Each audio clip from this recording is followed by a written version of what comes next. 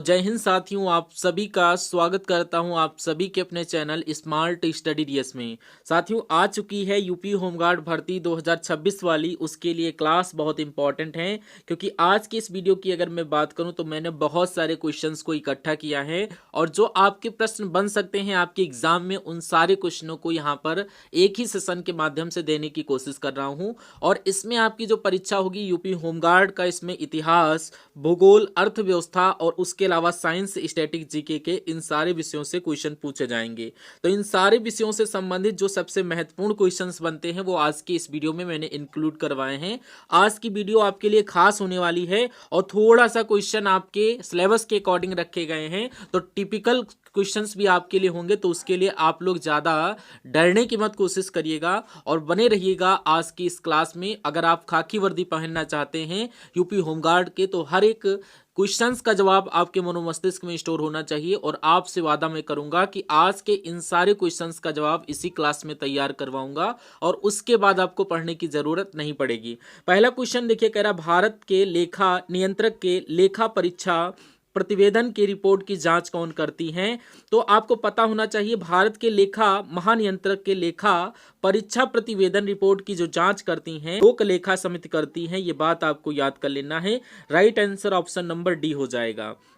उसके बाद नियंत्रक महापरीक्षा लेखक राज्य के लेखाओं संबंधी रिपोर्ट किसके समक्ष पेश करते हैं। तो ये राज्यपाल के समक्ष पेश करते हैं। Right answer option number A हो जाएगा। उसके बाद देखिए, यहाँ पर मैं सबसे पहले संविधान के क्वेश्चंस करवा रहे हैं जो आपके एग्जाम के लिए इंपॉर्टेंट हैं। उसके बाद एक एक करके सारे विषयों को कंप्लीट करवाएंगे। भारत के महान्यायवादी की नियुक्ति किस आर्टिकल के तहत की जाती है। अगर अनुच्छेद 76 की बात करें तो यहाँ पर भारत के महान्यायवादी की नियुक्त किए जाते हैं, यानी attorney general of India appointment किए जाते हैं 76 आर्टिकल के तहत। अगर हम लोग कहें महाधिवक्ता की नियुक्ति किस आर्टिकल के तहत की जाती है, तो अनुच्छेद 165 आपको याद कर लेना है। इनके तहत महाधिवक्ता की नियुक्ति की जाती है। उसके बाद देखिए, यहाँ पर राज्यपाल नियुक्ति होने के लिए अर्हताएं यानी क्वालिफिकेशन किस अनुच्छेद से संबंधित है। यानी कि राज्यपाल बनने के लिए, राज्यपाल नियुक्त होने के लिए जो अर्हताएं होती हैं, क्वालिफिकेशंस होती हैं, पास करने की जो बातें होती हैं, अनुच्छेद 157 में किया गया है। तो इस क्रम में राइट आंसर अगर आपने ऑप्शन नंबर ए 157 आर्टिकल को चूज किया है तो बिल्कुल सही हो जाएगा। उसके बाद देखिए, यहाँ पर राज्यपाल के पद के लिए शर्तें किस अनुच्छेद से संबंधित हैं। तो आपको याद कर लेना है, अनुच्छेद 158 की अगर मैं बात करूं तो राज्यपाल के पद के लिए जो शर्तें चाहिए होती हैं तो 158 में इसका जिक्र किया गया है। नेक्स्ट क्वेश्चन देखिए, कह रहा है राज्यपाल द्वारा शपथ या प्रतिज्ञान, यानी राज्यपाल अपनी नियुक्ति से पहले जो शपथ लेते हैं, इस बात का जिक्र किस अनुच्छेद में किया गया है। अनुच्छेद 159 में किया गया है। यह भी इंपॉर्टेंट क्वेश्चन है, कई बार परीक्षाओं में पूछा जा चुका है और इस बार आपके एग्जाम में भी पूछा जाएगा। कह रहा है महाधिवक्ता की नियुक्ति किसके द्वारा की जाती है, कौन करते हैं महाधिवक्ता की नियुक्ति। तो यहाँ पर राज्यपाल साहब ही महाधिवक्ता की नियुक्ति करते हैं। उसके बाद देखिए, पंचायती राज्य को अगर बात किया जाए, संवैधानिक दर्जा किस संशोधन के द्वारा दिया गया था। तो 73वां संविधान संशोधन की बात करें तो पंचायती राज्य को संवैधानिक दर्जा दिया गया था। याद कर लेना है, क्वेश्चन इंपॉर्टेंट है। कह रहा है कुछ आकस्मिकताओं में राज्यपाल के कृत्यों का निर्वहन किस अनुच्छेद से संबंधित है। तो अगर बात करते हैं साथियों, अनुच्छेद 160 आपके क्वेश्चन का जवाब हो जाएगा। कुछ आकस्मिकताओं में राज्यपाल की कृत्यों का निर्वहन किया जा सकता है, इस बात का जिक्र 160 में किया गया अनुच्छेद। कह रहा कुछ मामलों में दोनों सदनों की संयुक्त बैठक किस अनुच्छेद से संबंधित है। दोनों सदन यानी कि यहाँ पर लोकसभा और राज्यसभा, तो राज्यसभा और लोकसभा की जो संयुक्त बैठक होती है, इस बात का जिक्र किस अनुच्छेद में किया गया है। अनुच्छेद 108 में किया गया है। ये समझ लीजिएगा, से 5 क्वेश्चन अनुच्छेद से पूछे जाएंगे। तो जितने इंपॉर्टेंट क्वेश्चन आपसे बनते हैं अनुच्छेद में, वो आप सभी के इस वीडियो में करवा रहा हूँ, इसलिए उन क्वेश्चन को बहुत ध्यानपूर्वक देख लीजिएगा। भारतीय संविधान का कौन सा अनुच्छेद मंत्री परिषद की नियुक्ति और अयोग्यता का यहाँ पर वर्णन करता है। तो आपको याद कर लेना, जब हम लोग बात करते हैं अनुच्छेद 75 की, किसकी, अनुच्छेद 75 की अगर मैं बात करूं तो ये मंत्री परिषद की नियुक्ति और अयोग्यताओं का वर्णन करता है। राइट आंसर डी के साथ। भारतीय संविधान का कौन सा अनुच्छेद राज्य को राज्य का सार्वजनिक सेवाओं में न्यायपालिका को कार्यपालिका से अलग करने के लिए कदम उठाने का निर्देश देता है। तो ये अनुच्छेद 50 है। अनुच्छेद 50 यानी कि अनुच्छेद 50। अगर ये क्वेश्चन पूछा जाए तो जवाब मैंने बता दिया है, अनुच्छेद 50। कह रहा है संसद में कौन से दो सदन होते हैं, मोस्ट इंपॉर्टेंट है। अगर आपसे ये क्वेश्चन पूछ लिया जाए तो यहाँ पर इसका राइट आंसर क्या कहोगे।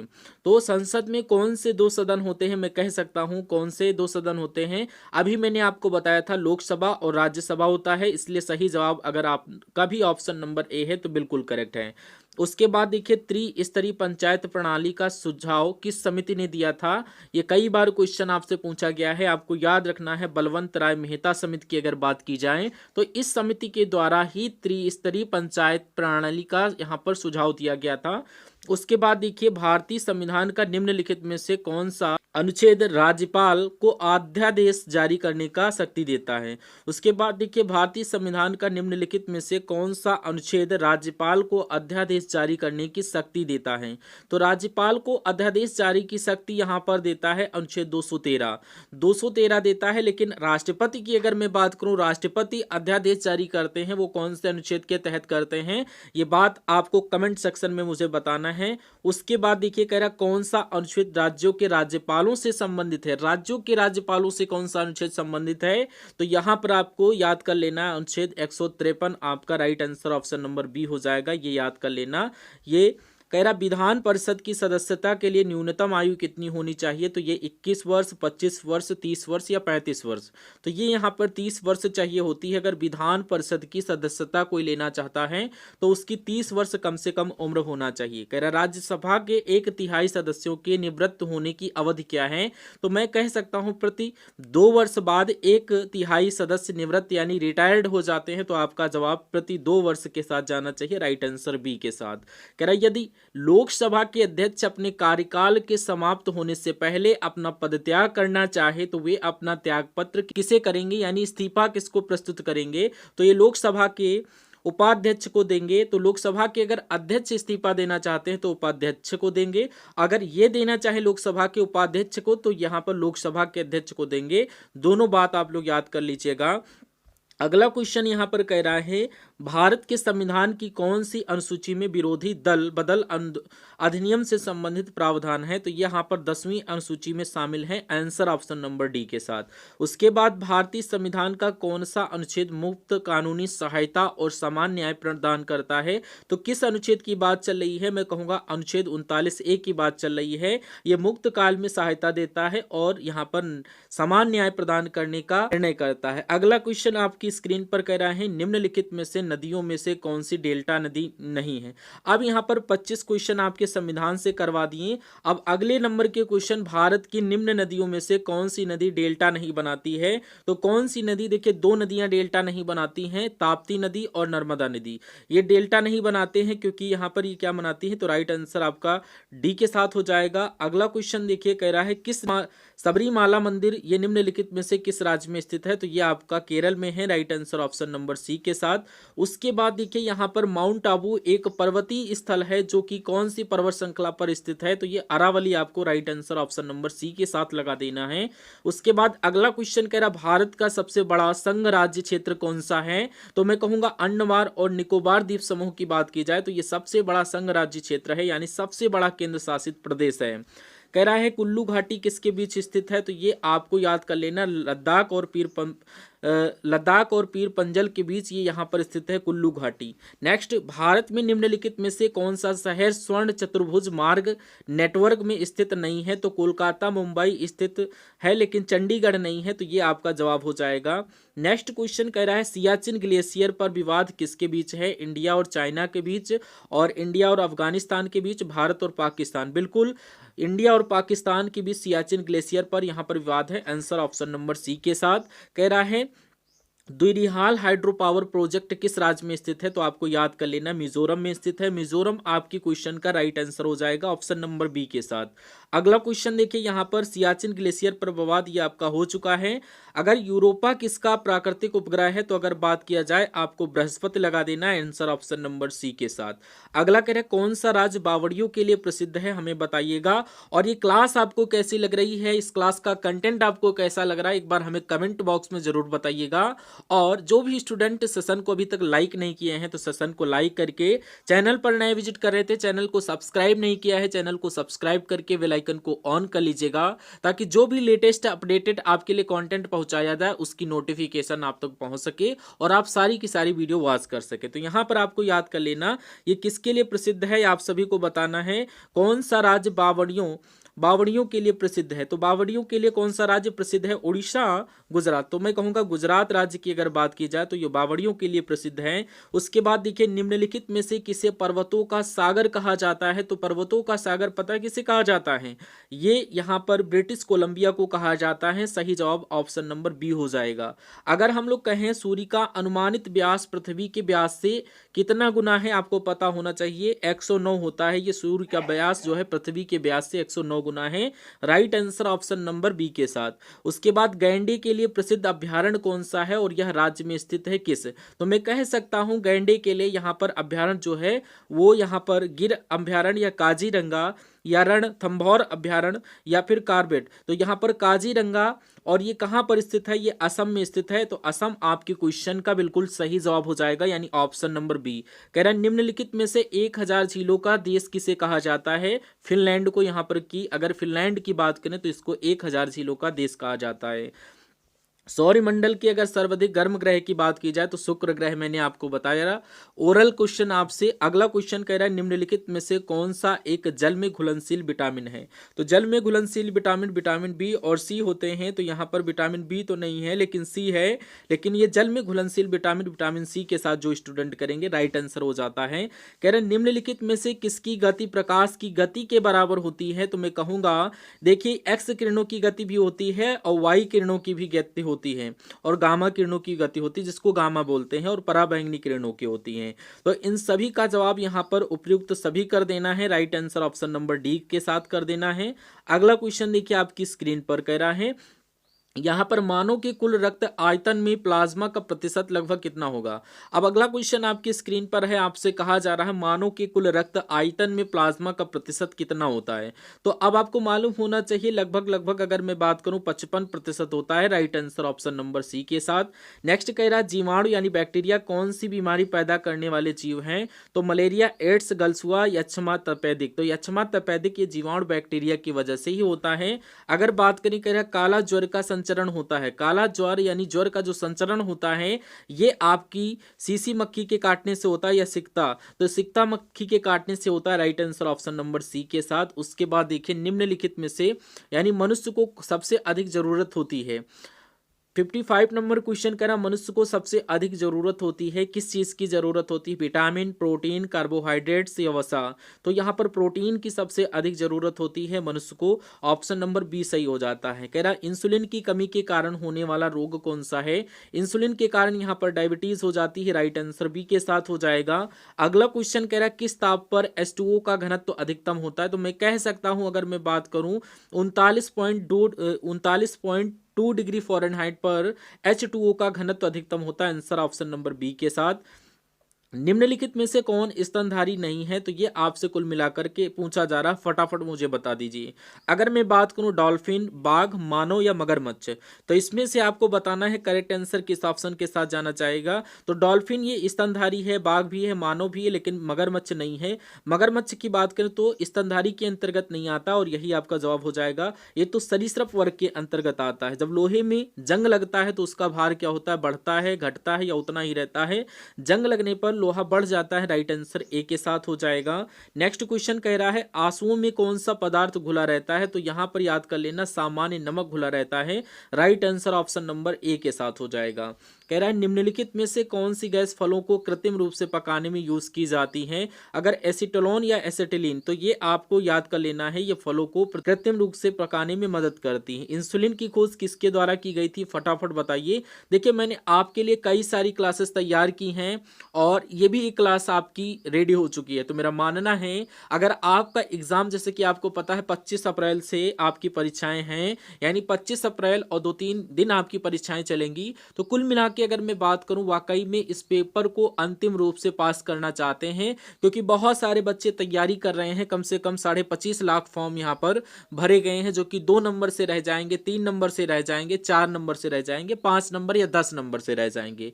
लेकिन मेरा कहना यह है कि अगर आप मेरी बात को मानते हैं तो आप ऐसे तैयारी ना करिए कि भाई अगर इसको छोड़ दीजिए, आप पूरा पेपर करने की कोशिश करिए। अगर पूरा नहीं कर सकते तो 90% पेपर को करने की कोशिश करिए। आप उस हिसाब से चलिए, क्योंकि जब आप इतनी तैयारी, इतना टारगेट देकर चलेंगे तभी आपके कहीं ना कहीं यहाँ पर 84%, 85% आ पाएंगे। यानी कि 100 में से 84-85% आपके ठीक के करीब जाएंगे। तो आप 90% की तैयारी लेकर चलेंगे। जितना बड़ा टारगेट होगा, जितना बड़ा उद्देश्य होता है, उतनी बड़ी मेहनत की जाती है। अगर आप ग्रुप डी एग्जाम की तैयारी कर रहे हैं तो आप उस हिसाब से तैयारी करेंगे, उतने घंटे करेंगे। या यूपी पेट की कोई बच्चा कर रहा है तो उस हिसाब से करेगा, आईएएस की जो कर रहा है उस हिसाब से, उतनी ही एनर्जी आपको बढ़ाना है। सब सोच का यहाँ पर अनुमान लगाना होता है। अगर ग्रुप डी, मतलब कि अगर आप ग्रुप डी की तैयारी कर रहे हो तो आप उस लेवल से अपने माइंड सेट को बना दोगे, और अगर वहीं पर आईएएस की तैयारी करने लगे तो आप उसको थोड़ा और अच्छे लेवल से लेकर जाओगे। माइंड सेट का सब खेल है। तो यहाँ पर इसलिए आपको इतना ये नहीं कि 60-65% में सिलेक्शन हो जाएगा, आप 90% की तैयारी लेकर चलिए। इतनी विनती आपसे लेकर चलूंगा। और इतना अगर आप करते हैं और हमारी डेली की क्लास अगर आप वॉच करते हैं, और जिसमें से आपको क्वेश्चन जीके, करंट अफेयर और इसको अगर आप लेते हैं, तो मेरा कहना है कि आप इस एग्जाम को बड़े ही आराम से क्रैक कर ले जाएंगे। और इतनी बात आपको समझ में आई। अब हम लोग बात करें इंसुलिन की खोज किसके द्वारा की गई थी, आपको मालूम होना चाहिए। ये फ्रेडरिक वेंटिंग के द्वारा की गई थी इंसुलिन की खोज। राइट आंसर ए के साथ। अगला देखिए, कह रहा है अगर यहाँ पर आपने वीडियो को लाइक नहीं किया तो बिना कहे वीडियो को लाइक कर दिया करिए। और डेली आपसे कहना अच्छा मुझे नहीं लगता है। और चैनल पर नए हैं तो वाकई में अगर आप अपने इस भर्ती में सिलेक्शन लेना चाहते हैं तो चैनल के टच में रहिए, सब्सक्राइब कर लीजिए। और जॉब जब लग जाए तो अनसब्सक्राइब कर देना, लेकिन अभी के लिए इसको सब्सक्राइब कर लीजिए। और नीचे लिखी कौन सी प्रक्रिया वायु को प्रदूषित नहीं करती है, तो वायु को प्रदूषित यानी कि सूखी लकड़ी जब जलती है तो वायु को प्रदूषित करती है। और प्रकाश संश्लेषण की अगर बात करें तो इससे कोई दिक्कत नहीं है, वायु प्रदूषित नहीं होती। अंगारों का प्रयोग तब भी वायु प्रदूषित होती है, और घटनाशकों का प्रयोग होता है तब भी वायु प्रदूषित होती है, लेकिन प्रकाश संश्लेषण से कोई नुकसान नहीं होता। ये आपको यहाँ पर ध्यान रखना है।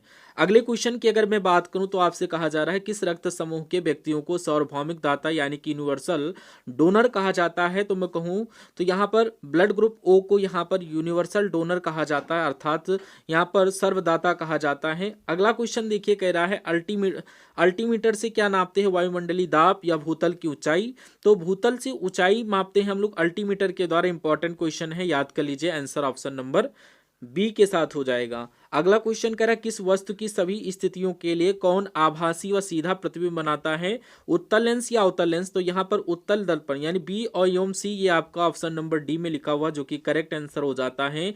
अगला क्वेश्चन कह रहा है निम्नलिखित में से विद्युत चुंबकीय तरंगों में से किसकी तरंगदैर्घ्य अधिकतम होती है। तो किसकी होती है, एक्स किरणों की, गामा किरणों की, परावैंगनी किरणों की या अवरक्त किरणों की। तो अवरक्त किरणों की होती है विद्युत तरंगों में से। अवरक्त तरंगों की तरंगदैर्घ्य सबसे अधिकतम होती है, आंसर डी के साथ। अगला देखिए, कह रहा है अश्रु गैस का रासायनिक नाम क्या होता है। मैं कह सकता हूं अल्फा क्लोरो एसिटोफिनोन या एसिटोफिनोन। तो यहां पर ये बिल्कुल सही हो जाता, alpha chloro acetophenone. Right answer A के साथ हो जाएगा। और अगर हम लोग बात करें गैल्वेनोमीटर के द्वारा क्या पता लगाया जाता है, तो यहां पर धारा का पता लगाया जाता है। आप लोग समझ सकते हैं, ये बात आप लोग याद कर लेना। तो ये क्वेश्चन आज के इस सेशन के टॉप यहाँ पर 69 क्वेश्चन थे, जो कि यहाँ पर एक क्वेश्चन और है, लार ग्रंथियों द्वारा निम्नलिखित में से कौन सा एंजाइम उत्पादित होता है। लार ग्रंथियों द्वारा कौन सा एंजाइम उत्पादित होता है, तो यहाँ पर पेप्सिन, टाइलिन, रेनिन या टिप्सिन। तो यहाँ पर आपको टाइलिन याद कर लेना है, लार ग्रंथियों के द्वारा ये रस आपको मिलता है। तो ये बात याद कर लेना। आज के सेशन में टॉप 70 क्वेश्चन थे। तो ये कैसी लगी क्लास, एक बार हमें कमेंट बॉक्स में जरूर बताइएगा। क्लास की क्वालिटी, कंटेंट और किस टॉपिक पर आपको क्लास चाहिए, वो टॉपिक हमें कमेंट बॉक्स में जरूर बताइएगा।